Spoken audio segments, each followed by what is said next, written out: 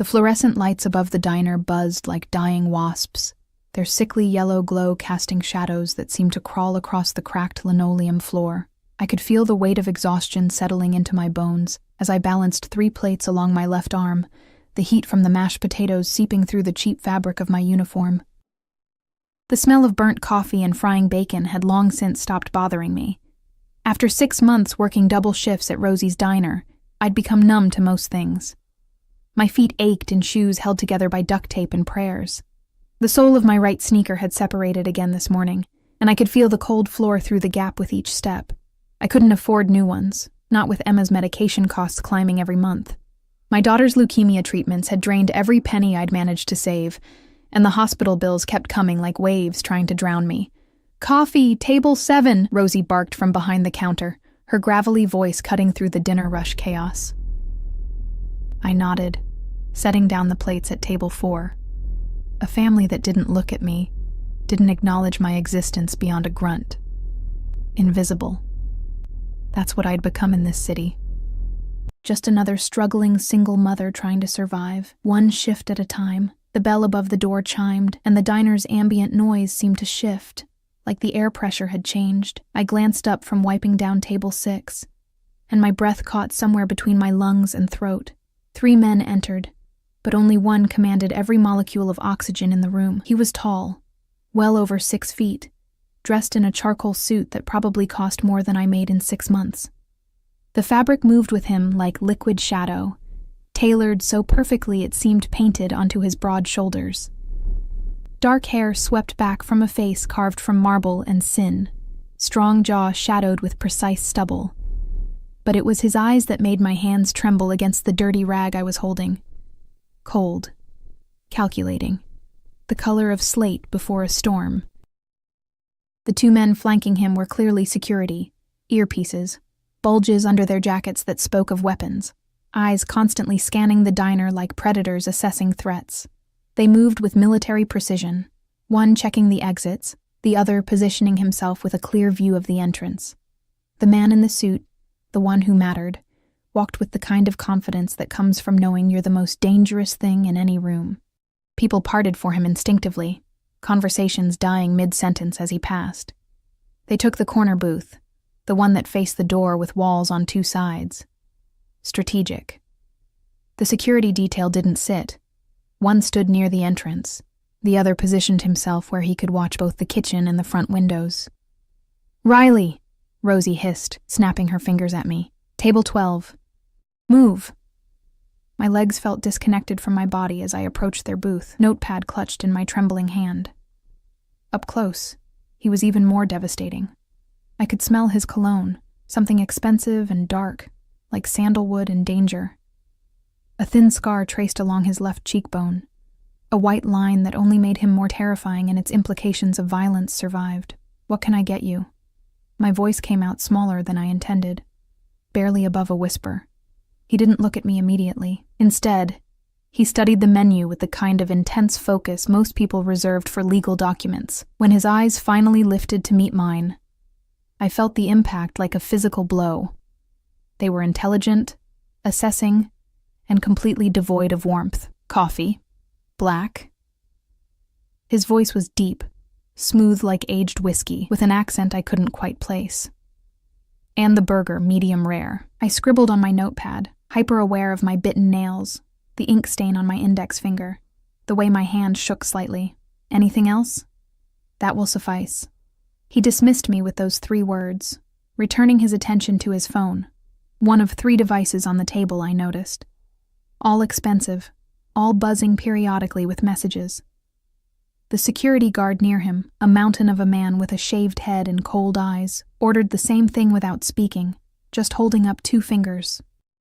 I fled to the kitchen, my heart hammering against my ribs like it was trying to escape. Rosie caught my arm as I put in their order. "You know who that is?" she whispered, her weathered face pale. I shook my head. "That's Damien Cross," she said the name like it was cursed. "You don't want to know what he does, girl. Just serve him, keep your head down, and pray he leaves quickly." But I heard the whispers from the line cooks, caught fragments of conversation from the other waitresses. Words like organization, East Side territory, never convicted. The picture they painted made my blood run cold. Mafia. The man in the corner booth wasn't just dangerous. He was legendary. Untouchable. The kind of person who made people disappear. My hands shook so badly I nearly dropped his coffee cup twice while preparing it. I took 3 deep breaths, steadied myself, and carried the tray back to table 12. I set down his coffee carefully, trying not to spill it.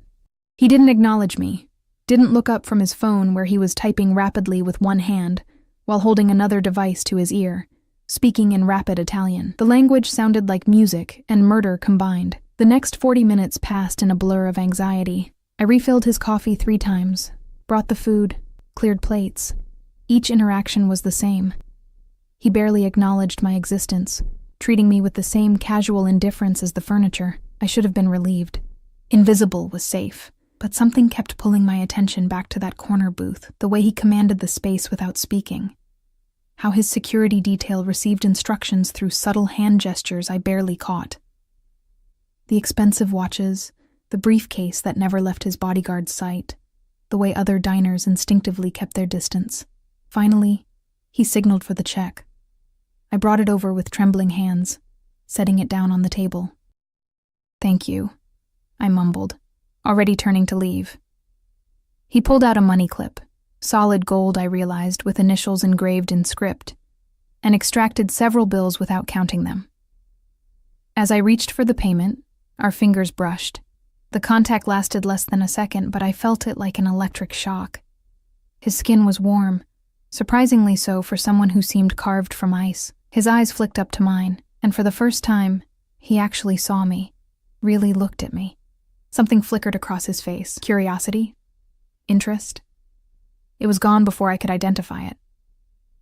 "Keep the change," he said, his voice dropping lower, almost intimate despite its coldness. I glanced down at the bills. $300 for a $40 meal. "Sir, this is too much. I don't repeat myself."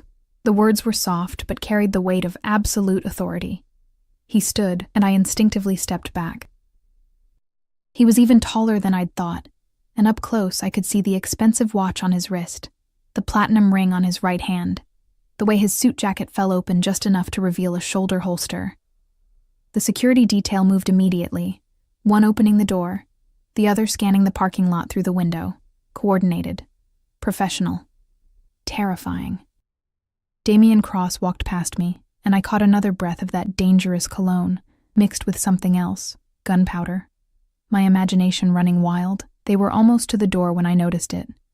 The third security guard, the one I hadn't paid much attention to, was heading toward a black Mercedes in the parking lot, keys in hand, but something was wrong. The car sat lower on one side, and there was a strange shimmer in the air around it, visible even through the diner's grimy windows. Gasoline. A pool of it, spreading under the vehicle, reflecting the parking lot lights like an oil slick. My heart stopped, then started again, hammering so hard I thought it might crack my ribs. Time seemed to slow down. I saw the guard's hand moving toward the car door. Saw Damian Cross already outside, his phone to his ear. Saw the other guard reaching for the driver's side door of a second vehicle, an Escalade, black and gleaming. My body moved before my brain could catch up. "Wait!" I screamed, my voice cracking with terror. "Don't start your cars!" I burst through the diner door, my worn sneakers slapping against the pavement. Every eye in the parking lot turned toward me, the crazy waitress in her stained uniform, running like her life depended on it. "Don't start the engines," I was sobbing now, terror and adrenaline coursing through my veins. "There's gasoline everywhere. Under the Mercedes, look." The security detail reacted instantly. Guns appearing from holsters, bodies positioning themselves between their boss and me, the perceived threat. I skidded to a stop, raising my hands, tears streaming down my face. Please look," I pointed with a shaking hand. "Under the car. Someone tampered with it." Damian Cross stood perfectly still, his expression unreadable. Then, with a subtle gesture, he signaled his men to lower their weapons. He walked toward the Mercedes himself, each step measured and controlled.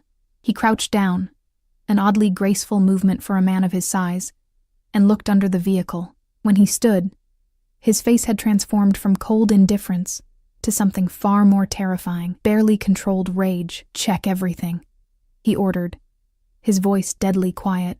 "Now." What happened next unfolded like a nightmare in slow motion. The security team swarmed both vehicles, examining them with practiced efficiency. One of them pulled out a small device, some kind of scanner, and ran it along the Mercedes' undercarriage. "Boss," the guard with the shaved head called out, his voice tight. "We've got an IED under the engine block. Professional job. Would have taken out everyone in a 50-foot radius." The words hung in the air like poison. Someone had tried to kill Damien Cross, and if I hadn't noticed the gasoline, if I hadn't screamed, if those cars had started, my legs gave out. I sat down hard on the pavement, my whole body shaking uncontrollably. Shock, I realized distantly. I was going into shock. Suddenly he was there, crouching in front of me. Up close, his eyes weren't cold anymore. They were calculating, intense, fixed on my face with an attention that made me feel stripped bare. "What's your name?" His voice was different now, still commanding but somehow softer. Riley," I stammered. "Riley Chen." "Riley Chen," he repeated, like he was memorizing it, cataloging it in whatever database existed in that brilliant, dangerous mind. "You just saved my life." I couldn't respond, couldn't speak. The weight of what had almost happened crashed over me like a tidal wave. All those people in the diner, the families, Rosie, me. We would have all been caught in the explosion. "Look at me," he commanded gently, one hand coming up to tilt my chin. His touch was surprisingly tender, at odds with everything I knew about who he was. "Breathe. You're safe now." But I wasn't safe. Nothing about this was safe. I could see it in the way his security team was now cordoning off the area, speaking rapidly into phones, in the way sirens were already approaching. They'd called the police, bomb squad. In the way Damien Cross was looking at me like I'd become the most interesting problem he'd encountered in years. "I need to go," I whispered, trying to stand. "My daughter. I have to pick up my daughter from the hospital." His hand on my arm stopped me, not forceful, but immovable. "You're not going anywhere until I know you're safe," he said, and there was something in his voice that brooked no argument. "Someone just tried to kill me, Riley Chen. And you stopped them. Which means—" He didn't finish the sentence, but I understood. Whoever had planted that bomb might have been watching. Might have seen me scream, seen me save their target, which meant I'd just painted a target on my own back. The bomb squad arrived within minutes, their van screeching into the parking lot with lights blazing red and blue against the darkening sky. I sat in the back of Damien Cross's remaining vehicle, a armored Escalade that smelled of leather and that same dangerous cologne, wrapped in a jacket one of his guards had draped over my shoulders. My uniform was still damp with spilled coffee from when my legs had given out, and I couldn't stop shaking. Through the tinted windows, I watched the organized chaos unfold. Men in protective gear swarmed the Mercedes, their movements precise and cautious. Police had cordoned off the entire parking lot, pushing back the crowd of onlookers that had gathered.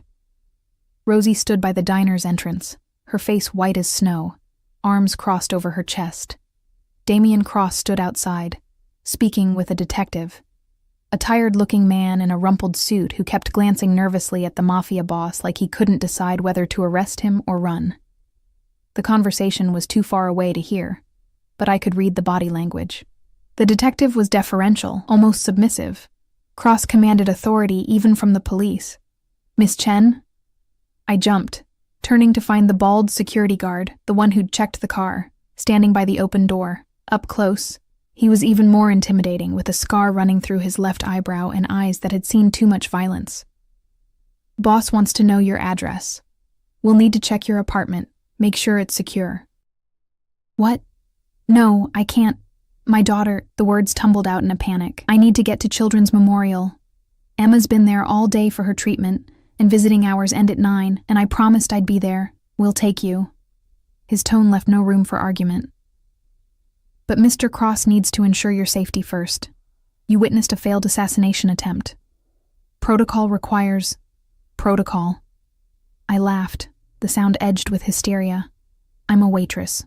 I don't have protocols." I have a sick daughter and rent due in 5 days and tips that won't cover either. Something flickered across the guard's stone face. Sympathy, maybe, or pity. Nevertheless, Mr. Cross insists.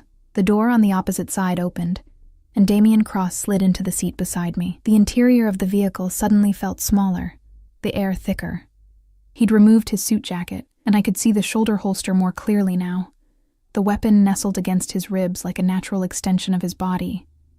His white shirt was pristine despite everything, sleeves rolled up to reveal forearms corded with muscle and marked with scars that spoke of a violent past. The bomb was C4, professionally placed, he said without preamble, his eyes fixed on mine with that unsettling intensity. Whoever did this knew what they were doing. Military grade, which means they also likely had surveillance on the location. The implications hit me like a physical blow. They saw me. The people who did this, they saw me stop you. Yes. He didn't sugarcoat it, didn't try to comfort me with lies. I appreciated that, even as terror flooded my system, which is why you and your daughter are now under my protection. I don't need... This isn't a negotiation, Riley. My name on his lips sent an involuntary shiver down my spine. You saved my life tonight. That creates a debt I don't take lightly. It also makes you a target for my enemies. I don't leave loose ends, and I don't abandon people who've helped me. I'm not your responsibility. His jaw tightened, the muscle jumping beneath his skin. You became my responsibility the moment you screamed in that parking lot. Now, I can have Marco here follow you around while you pretend everything is normal, or you can accept help. Your choice. I stared at him. This man who ruled the city's underworld with an iron fist, who made people disappear, who was looking at me like I was a puzzle he was determined to solve. Why do you even care? Something dark and unreadable crossed his face. Because in my world, Miss Chen, loyalty is currency, and you showed loyalty to a complete stranger when it would have been safer to stay silent.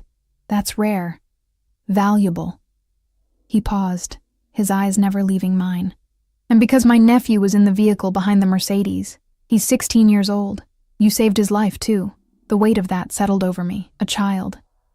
I'd saved a child's life. I need to see Emma, I whispered, my voice breaking. Please. She's only 7, and she's been asking for me all day, and the nurses said she had a bad reaction to the chemo this morning. Then we go to the hospital. He pulled out one of his phones, typing rapidly. Marco will drive us. Alessandro will follow in the second vehicle after the bomb squad clears it. He glanced at me, and for a moment something almost human flickered in those cold eyes. What does your daughter have? Acute lymphoblastic leukemia. The words tasted like ash. Stage 3. We're trying a new treatment protocol, but the insurance won't cover it, and the hospital's charity program is backed up for months, and I'm working doubles every day, but it's never enough. I cut myself off, horrified that I was spilling my entire pathetic life story to a crime lord.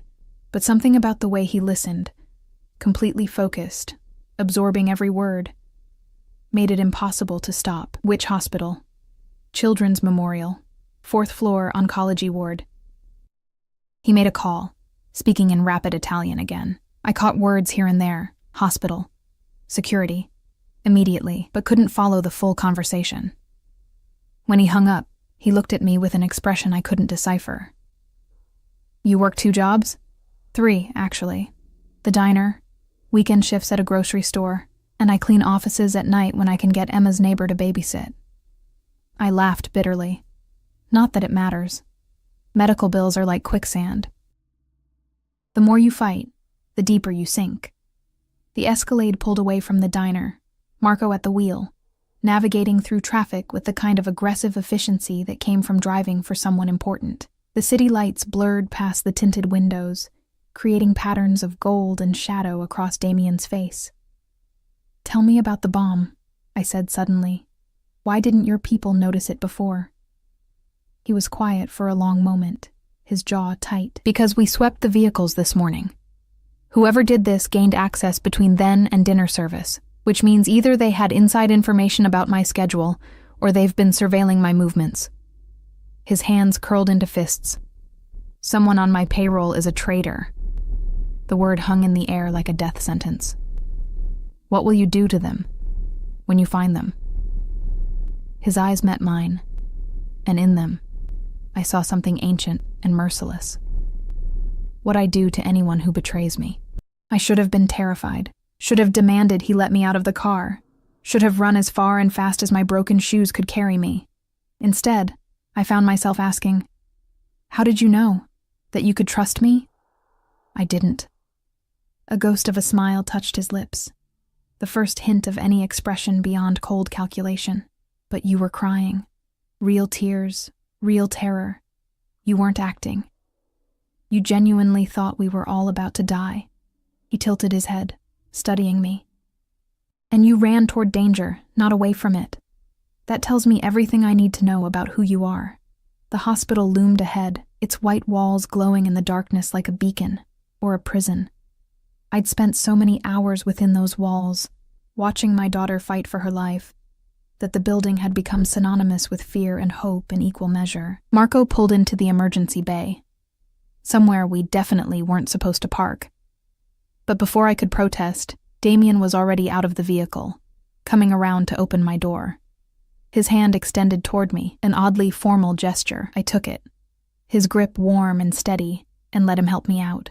I was immediately aware of how I must look. Stained uniform, tear-streaked face, cheap shoes falling apart. Next to his tailored perfection, I was a mess. "Fourth floor?" he asked. "You don't have to come up. I'm not letting you out of my sight until I know the perimeter is secure." It wasn't a request. We entered through the main doors, and I felt every eye in the lobby turn toward us. Damien Cross commanded attention like gravity, unavoidable and absolute. The security guard at the desk stood immediately, his hand moving toward his radio before he seemed to think better of it. The elevator ride to the 4th floor was silent, tension thick enough to cut.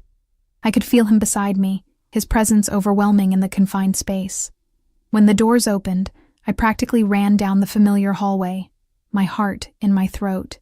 Emma's room was at the end of the corridor, the door slightly ajar. I pushed it open and felt my heart break and heal simultaneously at the sight of my daughter. She looked so small in the hospital bed. Her dark hair, what was left of it after chemo, spread across the pillow like silk. An IV ran from her thin arm to a bag of fluids hanging beside the bed, but her eyes, her beautiful dark eyes, so much like her father's, lit up when she saw me. "Mama!" Her voice was weak, but filled with joy. I rushed to her bedside, gathering her carefully into my arms, mindful of the tubes and wires. "Baby girl, I'm so sorry I'm late. There was an incident at work. Did you bring me a cookie?"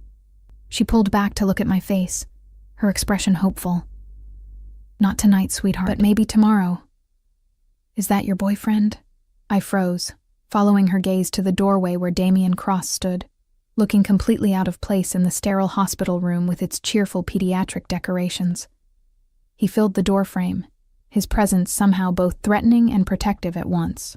"No, baby, he's a customer from the diner." Emma studied him with the brutal honesty only children possess.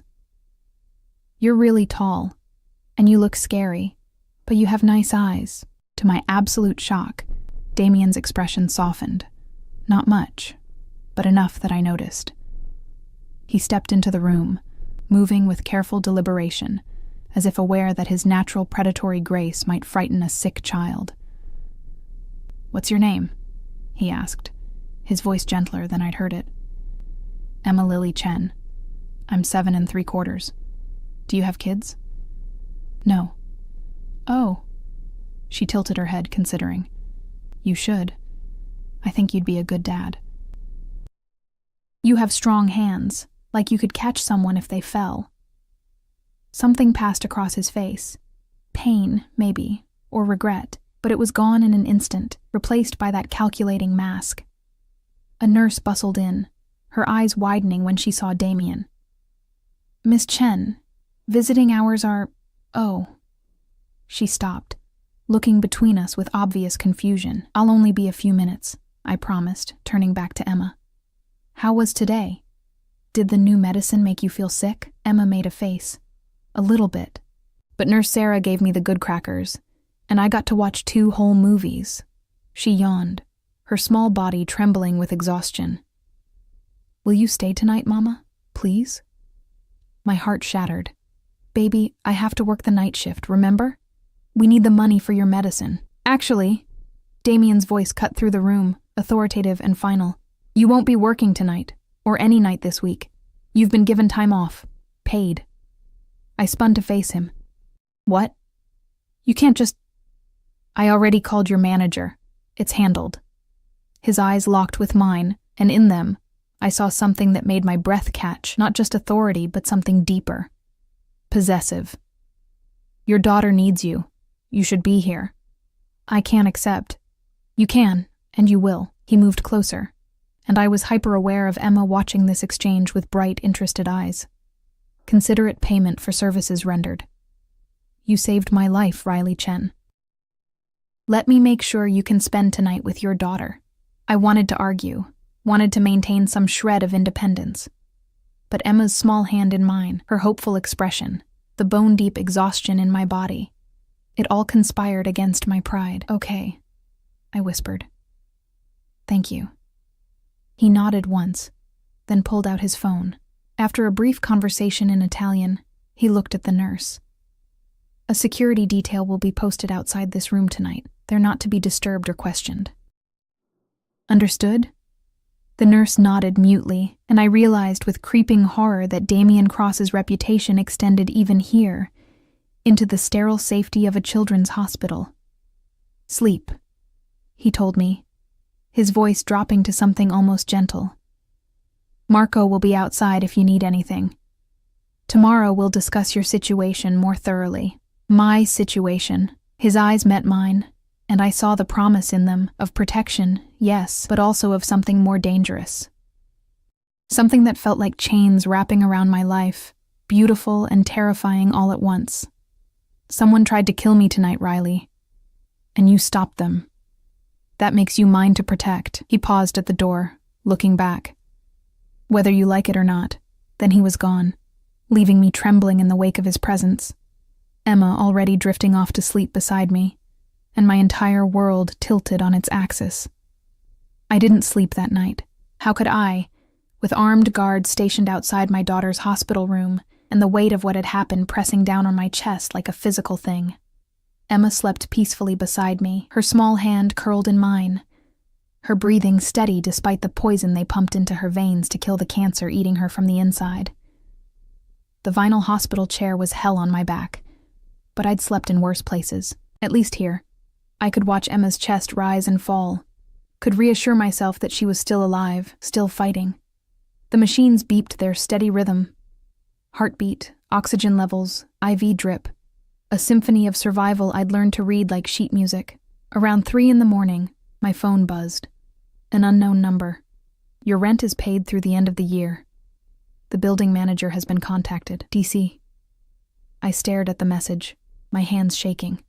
Then another came through. Emma's treatment costs have been handled. The hospital's billing department will contact you tomorrow with details. Sleep. I should have been grateful. Should have been relieved that the crushing weight of debt had been lifted, at least temporarily. Instead, I felt the chains tightening. Invisible, but undeniable. Damien Cross was weaving a web around me, and with each act of generosity, I became more entangled. But Emma needed treatment. My rent was 3 months overdue. And I was so tired of drowning. I typed back with trembling fingers. I can't accept this. The response came immediately, as if he'd been waiting. You already have. Rest, Riley. We'll talk tomorrow. Morning came too quickly, pale sunlight filtering through the hospital blinds. Emma woke slowly, her eyes fluttering open like a butterfly emerging from a cocoon. Mama, she whispered, her voice hoarse. You stayed. I stayed, baby. I brushed her remaining hair back from her forehead, feeling the fever that always came after chemo. How do you feel? Tired, but happy. She smiled, and it broke my heart how much joy such a simple thing brought her. Her mother spending one night by her bedside instead of working herself into an early grave. A knock on the door interrupted us. I tensed. but it was just Nurse Sarah with breakfast and medications. She gave me a strange look, somewhere between sympathy and concern. "There are men outside," she said quietly, as she checked Emma's vitals. "Very serious men. Miss Chen, is everything all right?" "It's complicated. Hospital security wants to know if they should call the police." "No." The word came out too sharp, too frightened. I lowered my voice. "No, they're protection.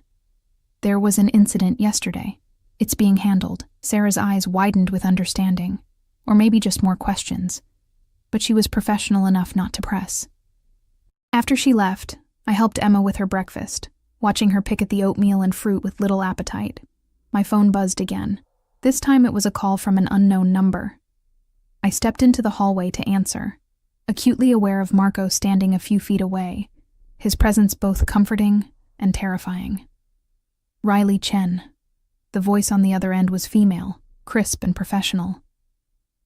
"My name is Victoria Rossi. I'm Mr. Cross's personal attorney. He's asked me to arrange a meeting with you this afternoon at 2 o'clock. A car will pick you up from the hospital. I can't leave Emma. Arrangements have been made for a private nurse to stay with your daughter during the meeting. Mr. Cross was quite specific about your concerns." Of course he was. The man seemed to anticipate everything. "What's the meeting about?" "That's between you and Mr. Cross." Her tone suggested the conversation was over. "The car will arrive at 1:45. Please be ready." She hung up before I could protest further. The rest of the morning passed in a haze of anxiety. Emma's doctor came by, a kind-faced woman named Dr. Martinez, who'd been overseeing Emma's case since diagnosis. She seemed confused but pleased when she pulled me aside. "Miss Chen, I don't know how this happened, but Emma's treatment costs have been covered by an anonymous donor. The entire protocol, including the experimental medication we discussed." She looked at me with wonder and suspicion in equal measure. "This is over $200,000. Do you know who—" "A generous customer," I interrupted, the lie tasting bitter. "Someone who heard about Emma's situation." Dr. Martinez didn't look convinced, but she was too professional, and perhaps too grateful for the funding, to push further. "Well, this means we can start the advanced treatment immediately. Emma's response to the standard chemo has been good, but this new protocol, it could save her life." I nodded, unable to speak past the lump in my throat. Damien Cross was buying my daughter's life, and with it, my loyalty. At exactly 1:45, a nurse I didn't recognize arrived, a woman in her 50s with kind eyes and credentials that checked out. She introduced herself as Patricia and immediately set about making Emma comfortable, pulling out a tablet loaded with movies and games. Emma barely noticed when I kissed her goodbye. Too engrossed in the entertainment, I tried not to feel hurt by how easily she dismissed me. Marco escorted me downstairs to where a different vehicle waited, a black sedan, more understated than the Escalade, but no less expensive. The interior smelled like leather and money. The driver said nothing, just pulled smoothly into traffic. We drove through the city, past neighborhoods that grew progressively wealthier, until we entered an area I'd only seen in magazines: gated estates, manicured lawns, houses that were really mansions pretending to be modest. The car turned into a long driveway flanked by iron gates that opened automatically. The house at the end of the drive was stunning, modern architecture mixing with classical elements, all glass and stone and carefully designed landscaping. Security cameras were everywhere, I noticed, and men in suits patrolled the grounds with the precision of military personnel. My heart hammered as the car stopped at the front entrance. Marco opened my door. When had he gotten into the front seat? And offered his hand to help me out. "Mr. Cross is waiting in his office," he said, his tone almost gentle. "Third floor, last door on the left." The interior of the house was even more impressive. All clean lines and expensive art. The kind of place where my secondhand clothes and worn shoes felt like an insult. A woman who I assumed was Victoria Rossi met me in the foyer, her sharp suit and sharper eyes assessing me in seconds. "Miss Chen, this way, please." I followed her up a curved staircase, my reflection mocking me from the polished marble. We passed rooms filled with books, artwork, furniture that probably cost more than my annual income. Everything spoke of wealth, power, and control. The office door was solid wood, heavy and imposing. Victoria knocked once, then opened it without waiting for an answer. Damien Cross stood by floor-to-ceiling windows overlooking the estate grounds, his back to us, phone pressed to his ear. He was speaking Italian again, his tone cold and commanding. When he turned and saw me, he ended the call abruptly. "Leave us," he told Victoria. She nodded and departed, closing the door behind her with a soft click that sounded like a cell door locking. We were alone. The office was masculine and intimidating. Dark wood furniture, leather chairs, walls lined with books in multiple languages. A massive desk dominated the space, covered with papers, laptops, and what looked like architectural blueprints. But what caught my attention were the monitors on one wall, displaying security feeds from various locations. "Sit," Damien said, gesturing to a chair across from his desk. I remained standing. "Why am I here?" His eyebrow raised slightly. Amusement? Annoyance? "Because we need to discuss your future." "My future is my own, not anymore." He moved toward me, each step measured and deliberate. "Last night you became connected to me. My enemies saw you. They know you saved my life, which means they'll come after you to get to me. Then I'll go somewhere else, change my name, take Emma and disappear. You can't." He was close now, too close, his presence overwhelming. "They're already looking for you. I have my best people searching for whoever planted that bomb, but until I find them, you're in danger. Emma's in danger. The mention of my daughter made my blood run cold. You're using her to manipulate me." "I'm using facts to make you understand reality." His eyes bore into mine. "I can protect you both, but only if you accept my help. And what do you want in return?" The question came out bitter, accusatory. "Men like you don't do anything for free." Something dark flickered across his face. "Men like me?" He stepped even closer, and I could smell his cologne again, that dangerous scent that made my head spin. "You don't know anything about me, Riley Chen. I know enough. I know what people say about you. The businesses you control, the people who've disappeared, I've never harmed anyone who didn't deserve it." His voice dropped to something almost gentle, which somehow made it more terrifying. "I've never hurt a woman, never harmed a child, and I've certainly never forced anyone into my service." He paused. "But I also don't let good deeds go unrewarded, and I don't abandon people under my protection. I didn't ask for your protection. You earned it." His hand came up, fingers brushing my cheek so softly I almost thought I'd imagined it. "When you screamed in that parking lot, when you risked your life to save mine, you became mine to protect. It's not negotiable." The possessiveness in his voice should have terrified me. Instead, I felt something else entirely, something warm and dangerous coiling in my stomach. "What do you want from me?" I whispered. His eyes searched my face, lingering on my lips before meeting my gaze again. "I want you to work for me." "Work for you?" "Doing what?" "I need someone I can trust, someone who's proven their loyalty isn't bought. Because you already had the chance to stay silent and didn't take it." He moved away, giving me space to breathe, and settled against his desk. "I have several legitimate businesses. Restaurants, real estate, import, export. They need management, oversight. You'd start as my personal assistant, handling the day-to-day operations I don't have time for. I'm a waitress. I'm not qualified. You're intelligent, observant, and you work harder than anyone I've ever met."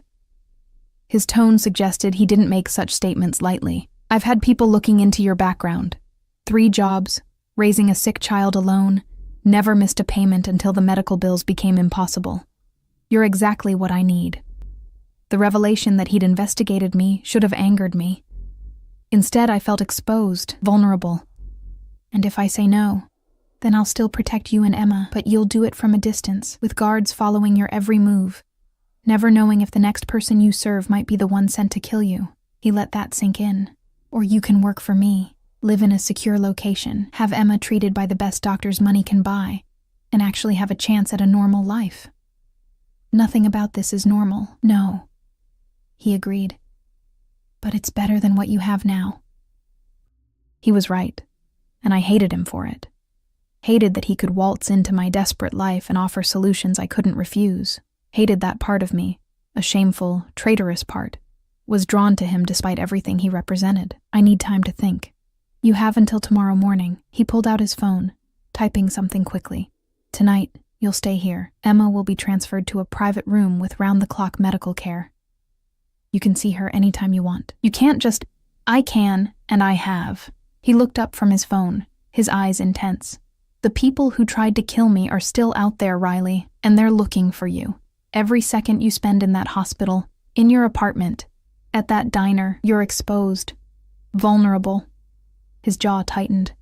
I won't let you die because of me. The certainty in his voice, the absolute conviction, made something inside me crack. When was the last time anyone had cared about my survival? When had anyone fought to keep me safe? Why do you care? The question came out broken, desperate. You don't even know me. Damien was quiet for a long moment, something warring behind his eyes. When he finally spoke, his voice was rough, almost vulnerable. My sister, he said softly. She had a daughter, my niece, Sophia. She was 6 when she died. Leukemia, same as Emma. The pain in his voice was raw, real. My sister worked 3 jobs trying to afford treatment. I was in prison, couldn't help her. By the time I got out and could pay for the best care. He trailed off, his hands curling into fists. I was too late. Understanding crashed over me like a wave. That's why you're helping Emma. That's why I won't let another child die because their mother couldn't afford treatment. His eyes met mine, and in them, I saw genuine emotion for the first time. And it's why I won't let you work yourself to death trying to save her. I couldn't save Sophia, but I can save Emma. Let me do that, Riley. Please. The word please from this powerful, dangerous man's lips undid me completely. Okay, I whispered, tears streaming down my face. Okay. The room Damien's staff prepared for me was larger than my entire apartment. Floor-to-ceiling windows overlooked the estate gardens, now illuminated by soft landscape lighting as evening fell. The bed was enormous, covered in linens that probably cost more than my monthly rent. A private bathroom featured a soaking tub and a shower with multiple heads. Fresh clothes had been laid out, expensive but understated pieces in my exact size. Of course he'd known my size. He seemed to know everything. I stood at the window, watching the security patrol make their rounds, and tried to reconcile my new reality. 24 hours ago, I'd been a struggling waitress drowning in debt. Now I was living in a mansion, my daughter's medical bills paid, offered a job by a man who terrified and fascinated me in equal measure. A soft knock interrupted my thoughts. Come in.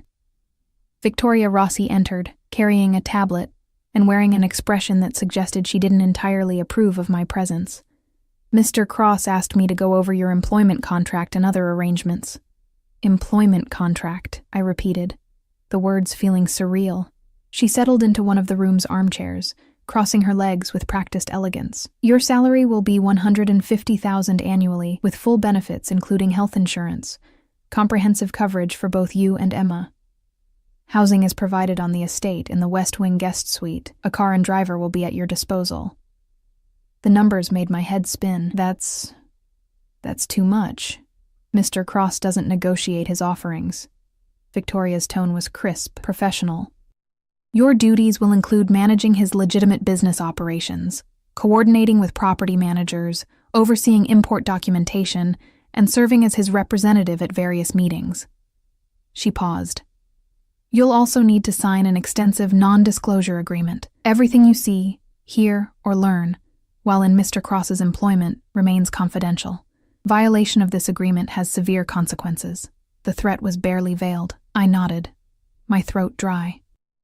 Emma will be transferred to the estate tomorrow morning. We have a fully equipped medical suite staffed by Dr. Chen, no relation, who specializes in pediatric oncology. She's one of the best in the country. Victoria's expression softened slightly. Mr. Cross has spared no expense for your daughter's care. Why?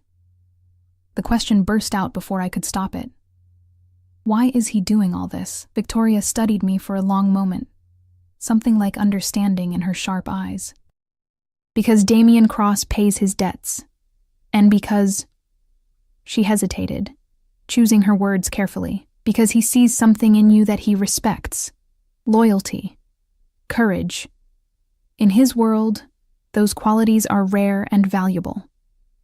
She left shortly after, leaving me with a stack of documents to review and sign. I tried to read through them, but the legal language was dense, and exhaustion was making my eyes blur. I just set them aside when another knock came. This time it was Marco, his expression carefully neutral. "Mr. Cross requests your presence for dinner." Requests or demands? The ghost of a smile touched his scarred face. With Mr. Cross, there's often little difference. I followed him through the mansion's corridors, noting the security cameras, the reinforced doors, the way every window had bulletproof glass. This wasn't just a home, it was a fortress. The dining room was surprisingly intimate compared to the rest of the house. A table that could seat 20 held settings for two, positioned at one end to create a more personal atmosphere. Candles flickered in silver holders, and the smell of garlic and herbs made my stomach growl. I hadn't eaten since breakfast. Damien stood when I entered, a gesture of old-world courtesy that seemed at odds with everything I knew about him. He'd changed from his suit into dark slacks and a black button-down, the sleeves rolled up to reveal those scarred forearms. Without the armor of his full business attire, he seemed somehow more dangerous, more real. "You don't have to do this," I said as he pulled out my chair. "The formal dinner, the politeness. I know what you are. And what am I?" He settled into his own seat, his eyes never leaving my face. Dangerous, powerful, someone who kills people who cross him. True on all counts. He poured wine into my glass, something red and expensive looking. But I'm also someone who believes in civility, especially with people under my protection. His lips quirked. And I'm someone who hasn't shared a meal with interesting company in quite some time. I'm not interesting. I'm a broke single mother with a dying daughter. You're a woman who works 3 jobs, raises a child alone, and still had the courage to run toward a potential bomb to save strangers. His intensity was almost physical. That's more interesting than 90% of the people I encounter. Dinner arrived.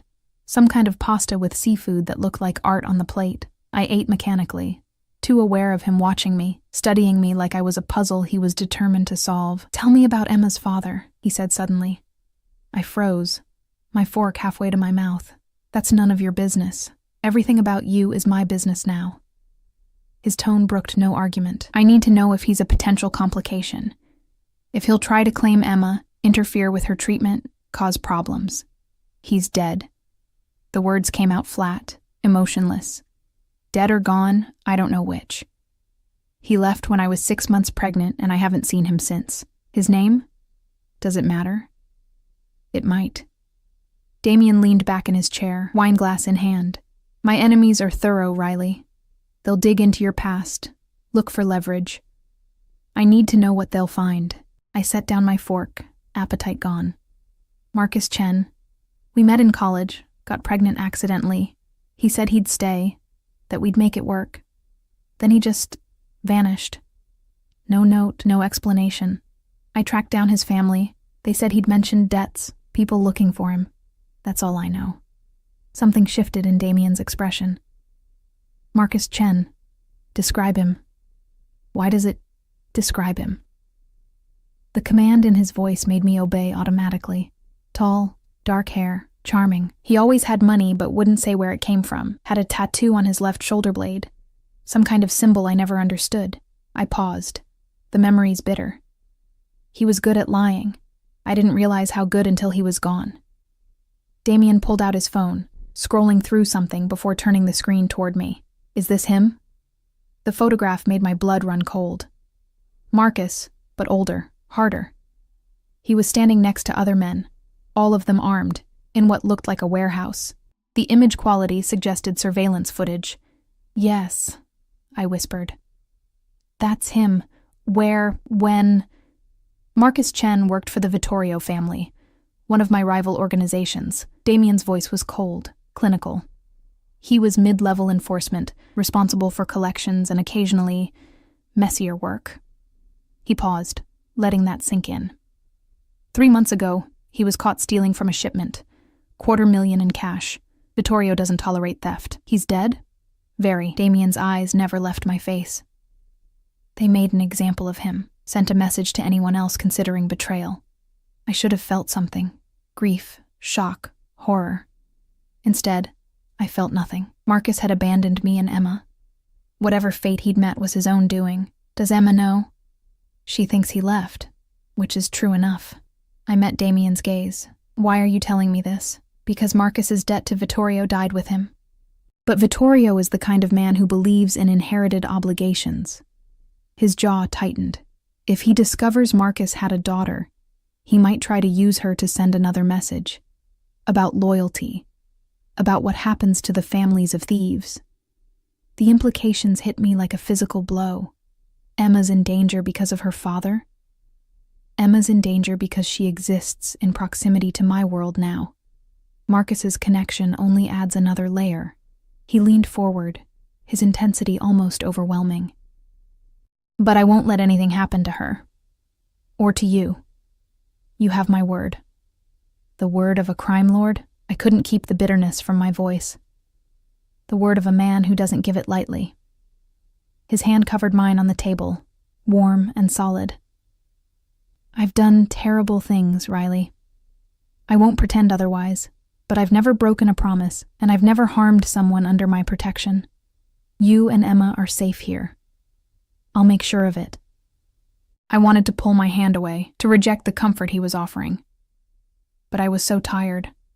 Tired of fighting alone, tired of being afraid, tired of watching my daughter suffer while I worked myself to death trying to save her. Why me? The question came out broken. You could have anyone. Why complicate your life with a waitress and her sick kid? Damien was quiet for a long moment, his thumb brushing across my knuckles in a gesture that felt far too intimate. Because when that bomb was seconds from detonating, you didn't think about yourself. You thought about everyone who would die, including me, a complete stranger. His eyes held mine, because you remind me that goodness still exists in this world. And because... He trailed off, but something in his expression made my breath catch. Because? I prompted, my voice barely above a whisper, because I've spent 15 years in a world where everyone wants something from me. Money, power, protection, fear. You're the first person in longer than I can remember who looked at me and saw a human being worth saving. His grip on my hand tightened slightly. That's rare, Riley. Precious. And I protect what's precious to me. The weight of his words settled over me like a blanket, warm and suffocating all at once. This wasn't just protection he was offering. It was something more dangerous, more consuming. I don't know how to live in your world, I admitted. Then I'll teach you. He stood, still holding my hand, drawing me to my feet. But first you need rest. Tomorrow will be demanding. Emma's transfer, your orientation, meeting the rest of my staff. He walked me back to my room, his hand on the small of my back, a gesture both protective and possessive. At my door, he paused. The lock is only for your peace of mind. You're not a prisoner here, Riley. You can leave anytime you want. His eyes held mine. But I hope you'll stay. Do I really have a choice? There's always a choice. His hand came up, cupping my cheek with surprising gentleness. I'm just hoping you'll choose to trust me. He left before I could respond, his footsteps fading down the corridor. I stood in the doorway, my cheek still warm from his touch. My heart racing with a mixture of fear and something dangerously close to excitement. I was in over my head, drowning in a world I didn't understand, protected by a man who terrified me. But for the first time in years, I wasn't facing the darkness alone. And God help me, that was almost worth the price. I spent the rest of the evening reviewing the contract documents, finally signing them around midnight. The pen felt heavy in my hand, like I was signing away more than just my employment, like I was binding myself to Damien Cross in ways I couldn't yet comprehend. Sleep came fitfully, filled with dreams of explosions and dark eyes, and promises I wasn't sure could be kept. I woke to sunlight streaming through the windows and my phone buzzing with a message. Emma arrives at 10 a.m. Thought you'd want to be there. DC. I showered quickly, marveling at the water pressure and the expensive products in the bathroom. The clothes laid out fit perfectly, dark slacks and a cream blouse that looked professional, but felt like silk against my skin. Someone had even provided new shoes, comfortable flats in my exact size. Marco appeared at 9:30 to escort me to the medical suite. It was in the East Wing, a fully equipped facility that would have impressed any hospital. Examination rooms, a small surgical suite, recovery rooms with the latest monitoring equipment. And in the center of it all, a bright, cheerful space that had been designed specifically for a child. Emma's new room had windows overlooking a garden, walls painted with murals of forests and fairy tales, and a bed that looked more like something from a 5-star hotel than a medical facility. Monitors were discreetly hidden behind decorative panels, and the IV pole had been disguised as a tree branch. Dr. Chen, a woman in her 40s with kind eyes and an impressive resume framed on the wall, was checking equipment when I arrived. "Miss Riley, I'm Dr. Linda Chen. Mr. Cross has briefed me extensively on Emma's case. I've reviewed all her records, and I'm confident we can provide excellent care." "This is incredible," I breathed, taking in the space. "She'll love it." That was the intention.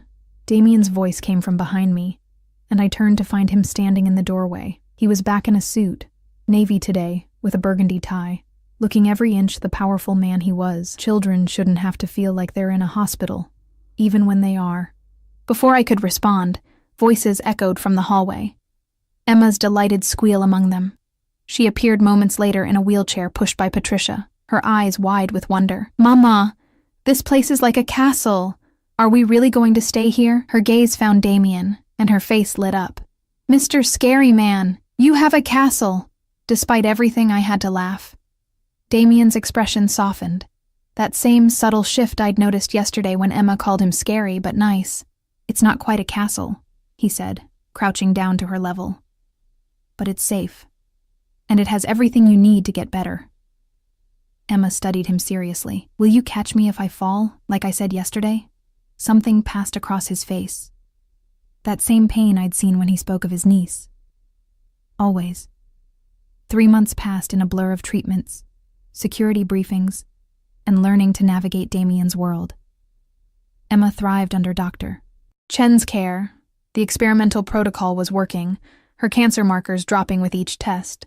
She gained weight, her hair started growing back in soft, dark waves, and her laughter filled the medical suite like music I'd forgotten existed. I learned my job quickly, discovering I had a talent for organization and negotiation that surprised even me. Managing Damien's legitimate businesses meant dealing with property managers, import licenses, and restaurant operations.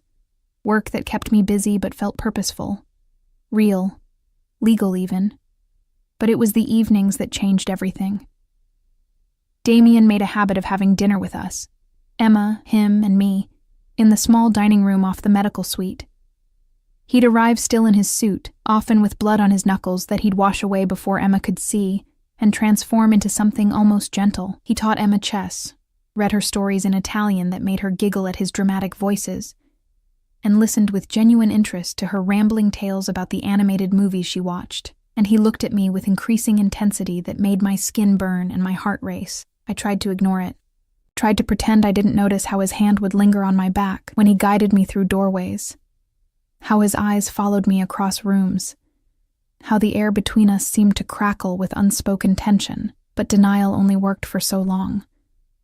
It was a Tuesday evening when everything shifted.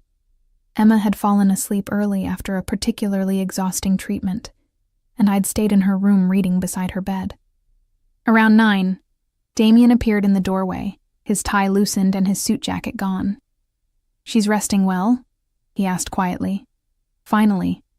The new medication made her nauseous today."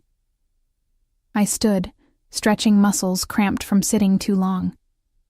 "Dr. Chen says it's normal, that her body's adjusting. Come with me." It wasn't a request. I followed him through the mansion to his office, that same space where he'd first offered me this new life. The monitors on the wall showed various security feeds, but he ignored them, moving instead to the bar cart in the corner and pouring 2 glasses of amber liquid. "Whiskey," he said, handing me one. "Aged 20 years. You look like you need it." I took a sip, the burn welcome. "What's this about?" "We found him. Damien's voice was cold, controlled. The man who planted the bomb, one of my own people. Marco's cousin, actually. The Vittorio family got to him, promised him $500,000 to take me out. My blood ran cold. What did you do to him? What I do to all traitors. His eyes met mine, unflinching. He's dead. So are the 3 Vittorio enforcers who recruited him. He took a long drink. There will be retaliation. There always is. Which means increased security, more restrictions on movement. I wanted you to know. Emma is safe, will remain safe. I have 15 men assigned solely to her protection.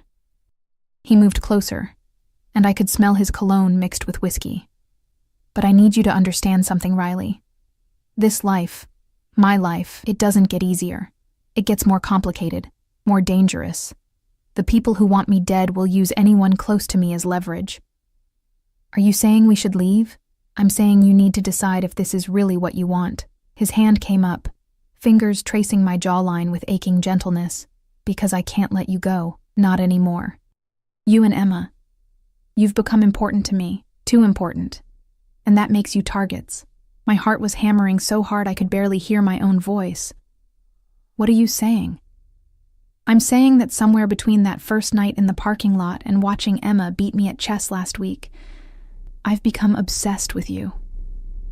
His thumb brushed across my lower lip, and I stopped breathing. I think about you constantly.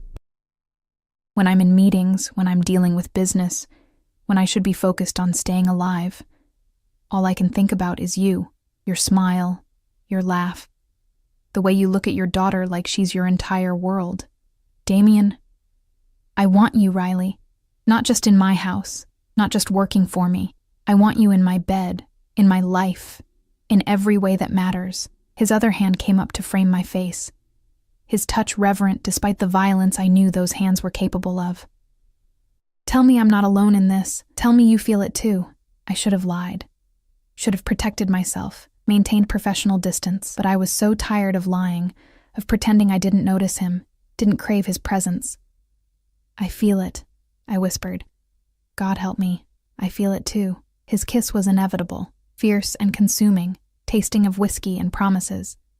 His hands tangled in my hair while mine fisted in his shirt, pulling him closer, needing more. 3 months of tension exploded between us, and I was drowning in sensation, his taste, his scent, the solid strength of his body against mine. When we finally broke apart, both breathless, he pressed his forehead against mine. Stay with me tonight. Let me show you what this could be. Emma has 3 nurses monitoring her. Patricia will call if anything changes. His hand slid down my back, leaving fire in their wake. Please, Riley. Let me have this. Let me have you. I nodded, beyond words, and let him lead me through the mansion to his private quarters, a suite I'd never entered before. His bedroom was masculine and sophisticated, all dark wood and leather, with windows overlooking the estate grounds. What happened that night changed everything. He was gentle, but demanding, taking his time to learn every inch of my body, making me feel desired in ways I'd never experienced. Marcus had been selfish, rushed. Damien was the opposite, focused entirely on my pleasure, on making me fall apart in his hands, again and again, until I was boneless and sated and completely his. Afterward, lying in his arms with my head on his chest, listening to his heartbeat, I felt safer than I had in years. I love you, he said into the darkness, his voice rough. I know it's too soon. I know it's insane. But I love you. You and Emma both. You've become my family. Tears slipped down my cheeks. I love you too. Even though I shouldn't. Even though this is crazy. His arms tightened around me. Then we'll be crazy together. The next 6 months were a whirlwind. Emma's cancer went into full remission, her scans clear, her strength returning. She started homeschooling with a tutor Damien hired, and began talking about what she wanted to be when she grew up. A doctor, like Dr. Chen, so she could help other sick kids. The war with the Vittorio family escalated, then ended abruptly when their leadership was arrested in a massive FBI raid. I didn't ask how Damien had orchestrated it, didn't want to know the details. Some things were better left in the shadows. Damien proposed on a quiet Sunday morning, presenting me with a ring that was both elegant and understated, so unlike the ostentatious displays I might have expected. Emma had helped him pick it out, he admitted, and her squeal of delight when I said yes was worth everything. We married in a private ceremony on the estate, just immediate family. Emma as my maid of honor, Marco as Damien's best man, and a handful of trusted friends. Dr. Chen cried happy tears. Victoria Rossi actually smiled, and Emma walked down the aisle scattering flower petals with such joy that everyone present felt the weight of the miracle. This child who'd been dying was now dancing at her mother's wedding. Damien's vows made me cry. I promise to protect you both with everything I am, he said, his voice steady despite the emotion in his eyes. To give you the life you deserve, the safety you need, and the love you've earned. You saved my life that night in the parking lot, Riley. And every day since, you've given me reasons to live it. Mine were simpler. I choose you. I choose this life, this love, this family, for as long as we both shall live. When he kissed me, Emma cheered louder than anyone. The reception was small but perfect.